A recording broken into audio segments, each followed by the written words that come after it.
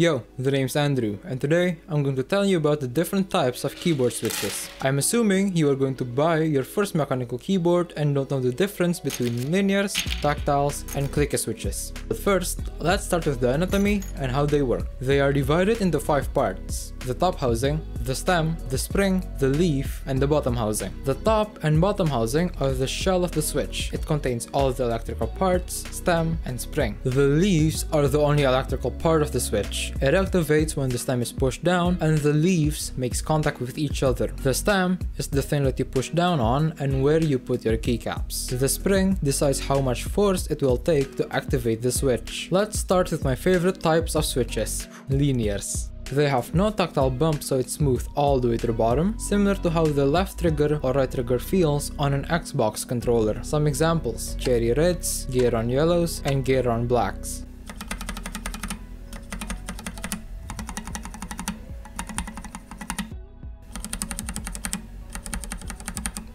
Up next are the tactile switches. They have a tactile bump before bottoming out, but will differ in feel depending on the stem. For example, the cherry browns have the smallest tactile bump.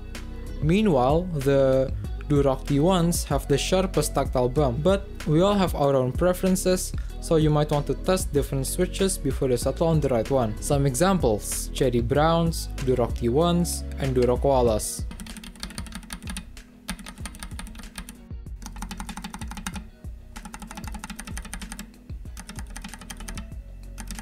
Last but not least, clicky switches.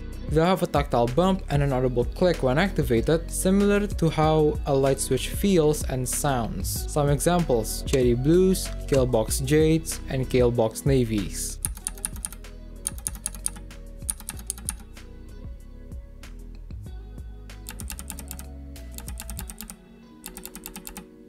Hope this video helped, and yeah, thanks for watching.